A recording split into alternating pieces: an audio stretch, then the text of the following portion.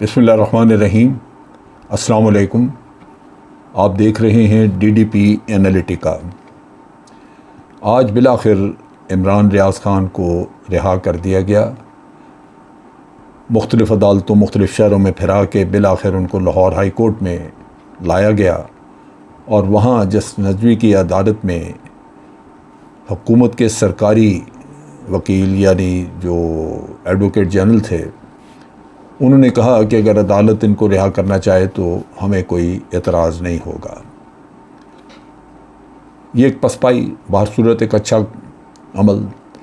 इमरान रियाज़ को बिलाखिर रिहा कर दिया गया। और सबसे अच्छी बात यह है कि ईद का दिन कल यानी ईद आएगी तो इमरान ये ईद अपने घर में अपने बाल बच्चे के साथ मना सकेगा। सारा मसला ये है कि ये क्यों किया गया, इससे हासिल क्या हुआ।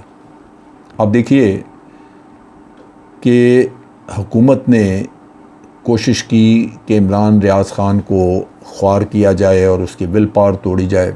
उसकी विल पावर नहीं टूटी।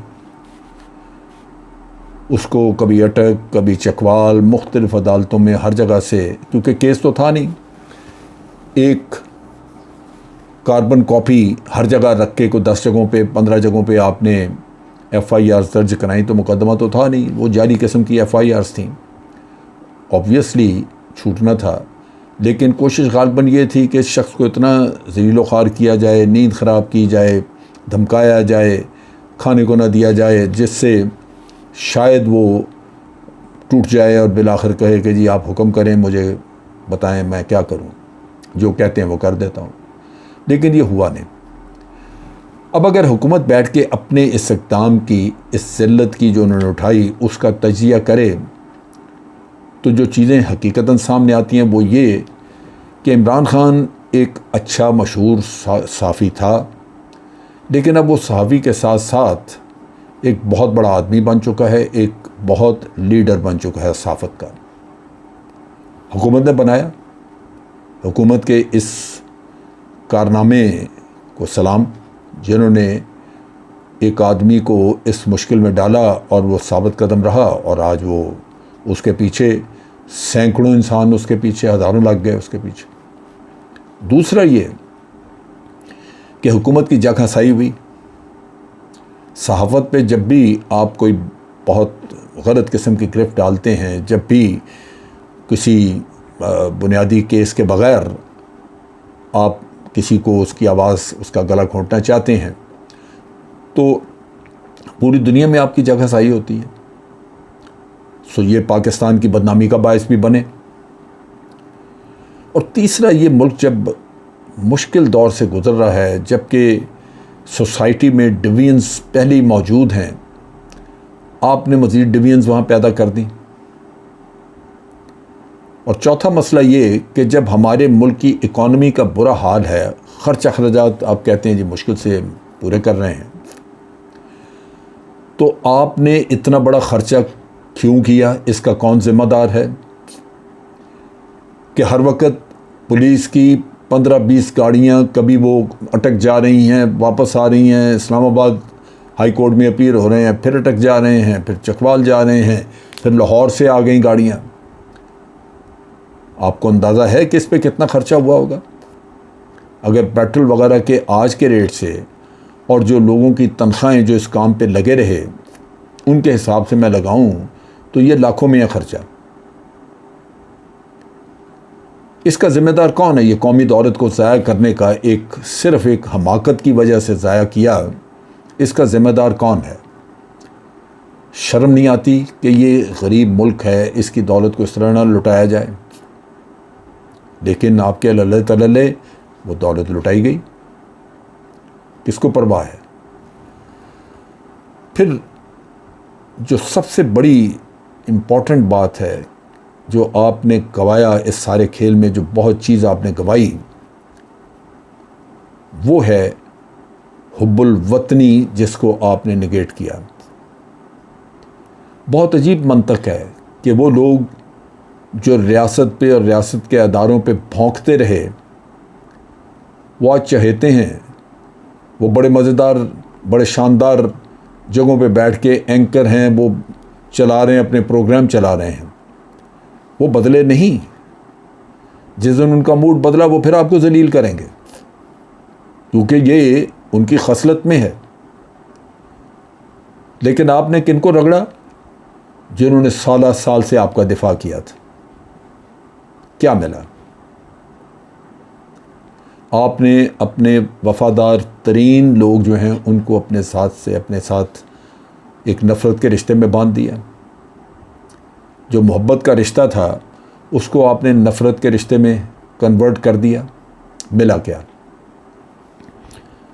ये चीज़ हमें सोचनी चाहिए कि हमने चंद वो जर्नलिस्ट, चंद वो सहाफ़ी जिन्होंने इस मुल्क की खिदमत की, साल से मुल्क के अदारों का दिफा किया, एक जंग लड़ी उस वक्त जब मियाँ नवाज शरीफ इंतहाई घिनौने इल्ज़ाम लगा रहा था, जब पूरी PMLN, मरीम नवाज गंदे नारे लगवा रहे थे।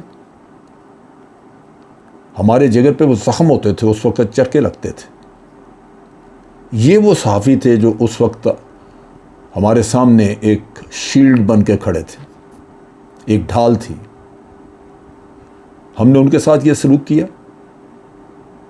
क्या हमें ज़ेब देता था कि जिन्होंने साल हमारा दिफा किया, हमारे साथ वफ़ादारी की, आज वो आपसे क्या कह रहे हैं? आपसे सवाल पूछ रहे हैं कि भाई आपने हमें उस वक़्त उन लोगों के बारे में जो कुछ बताया, हम आपका दिफा करते रहे और उन लोगों के ख़िलाफ़ खड़े रहे।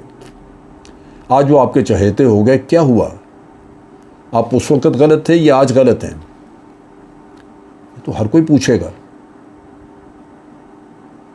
और इन सवालात का जवाब देने की बजाय या इन लोगों को, ये जो सहाफ़ी हैं, इनको बुला के अपने पास बिठा के इनको सेटिस्फाई करने की बजाय अगर हम इनके पीछे डंडा तलवार लेके भागना शुरू कर देंगे तो उसका अंजाम यही होगा। ये तो सब हीरो बनेंगे। इन्होंने किसी ने कोई कत्ल नहीं किया कि ये फांसी चढ़ जाएगा। इसी तरह नाकाम कोशिशें होंगी। आप इनके विचंटिंग करेंगे, इनके पीछे भागेंगे, पैसा बर्बाद करेंगे, वक्त बर्बाद करेंगे, सारा कुछ ये होगा, मिलेगा कुछ नहीं। क्योंकि बिल आखिर ये लोग हैं जिन्होंने जो विल पावर वाले लोग हैं, जिन्होंने बड़े नामसाद हालात में अपने अदारों का दिफा किया हुआ है, जिनको हर तरह की तकलीफ़ दी गई और जिन्होंने उस ज़माने के लिफाफे ठुकराए और इस हुब्बुल वतनी को साथ रखा और दिफा किया अपने मुल्क के अदारों का। ये बहुत बड़ा नुकसान है, बहुत बड़ा नुकसान है। जिन्होंने उस ज़माने में हमारी बेतौकीरी की, हमें कहा कि हम आपके घर में घुसेंगे, आपकी औरतों की बातें करेंगे, हम ये करेंगे, वो करेंगे, वो इस काम से बाज नहीं आएंगे। आज उनका मतलब है वो चुप हैं। आपने उनको सर पे बिठा लिया इसलिए वो चुप हैं। ये उनकी घुट्टी में है, उनकी खसरत में है, वो छोड़ेंगे नहीं आपको। सो लूज़र हम हैं। ये मुल्क है जिसने गवाए अपने वफादार तरीन लोग अपने दुश्मन किए। मैंने खुद सुना ये मोहित पीरज़ादा को कहते हुए, मोहित पीरज़ादा ने एक कोर्ट अदालत से बाहर निकलते हुए उसने कहा मैं अपने कानों को हाथ लगाता हूँ, मैंने बड़ी गलती की जो मैं दिफा करता रहा, मैं तो बड़ा बेवकूफ़ था, मैंने ये क्यों किया? मुझे तो चाहिए था उन्हीं की तरह मैं भी गाली गलौज करता ताकि आज मैं सर पे बैठा होता इन लोगों पे। ये है वो जो हमने नुकसान किया कि हमने डाई हार्ड किस्म के अपने सपोर्टर्स जो इस मुल्क के वफ़ादार थे, जो मुल्क का दिफा करते थे, जो मुल्क के अदारों का दिफा करते थे, हमने उनको ज़लील करके अपने आप को हकीकतन ज़लील किया, नुकसान किया अपना।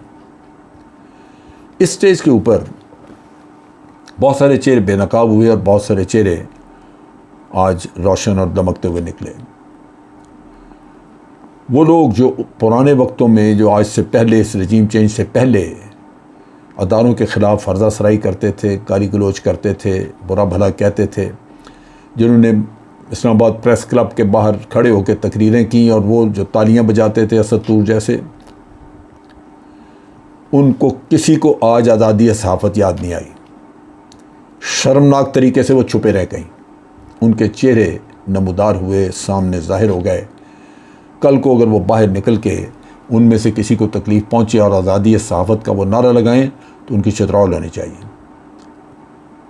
क्योंकि आज़ादी सहाफ़त या आज़ादी इज़हार राय ये किसी एक शख्स के लिए, किसी एक आदमी के लिए या मखसूस किसी शख्सियत की हमायत के लिए ये वक्फ नहीं होती चीज़ें। ये मुल्क के मफाद में आपने आज़ादी इज़हार राय करनी, और ये भी आज़ादी इज़हार राय नहीं है कि आप अपने मुल्क के ऊपर तोहमतें लगाएं, आप अपने अदारों पे तोहमतें लगाएं। उन लोगों को उसी वक्त उनके गले दबोचने चाहिए जो दुश्मन की ज़बान बोलते हैं और अपने मुल्क को बेतौकीर करते हैं या अपने अदारों को बेतौकीर करते हैं। सहाफ़ियों में आज बड़ा वाज़े नज़र आ गया कि हकीकी तौर पे कौन आज़ादी सहाफ़त पे यकीन रखते हैं और कौन हैं जो आलाकार हैं, लिफाफी हैं। दूसरी चीज़ जो नज़र आई वो ये कि हुकूमत अकल से आरी है, क्योंकि जब ये मुकदमा चल रहा था तो इनके वज़ीरों ने प्रेस कॉन्फ्रेंसेस कर कर के बड़े बुलंद बांग दावे किए, बड़ा कहा कि जी ये दुश्मन है इमरान रियाज, इसने ये कह दिया वो कह दिया। आज उन्हीं के वकील ने जाके वहाँ पे कहा कि जिसको रिहा कर दें, हमें कोई एतराज़ नहीं। तो नज़र आता है कि ये सब झूठे थे, हमें पता चल गया कि ये सब झूठ नारे लगा रहे थे, झूठ प्रेस कॉन्फ्रेंसेस कर रहे थे। सो चेहरे बेनकाब हुए। और फिर आम आदमी, उनकी मोहब्बत, उनका कंसर्न आज काबिल दीद था। वो सराहने के काबिल है कि जिन्होंने आज खड़े होके तो इस शख्स का साथ दिया। वो लोग पहले क्यों नहीं निकले जब ये आज़ादी सहाफ़त के वो पुराने अलमबरदार जो हमारे अदारों को गाली गलोच करते थे और बड़ी गलीज़ बातें करते थे अदारों के बारे में, जो कहते थे तुम बुज़दिल हो, तुम बेशर्म हो, उनके हक़ में क्यों नहीं निकले और आज इनके हक़ में निकले? तो ये भी लम्हा फ़िक्रिया है। बार सूरत जो कुछ हुआ बुरा हुआ, और मैं तवक्को करता हूँ कि इसके बाद भी अगर हमारे लोग होश के नाखून लें और इस तरह की हरकत दोबारा न दोहराएं तो इस मुल्क के लिए बेहतर होगा, इस मुल्क के मुफाद में होगा, वरना सोसाइटी मज़ीद तकसीम होगी। आज के लिए इतना ही। फ़ौज पाकिस्तान जिंदाबाद, पाकिस्तान पाइंदाबाद।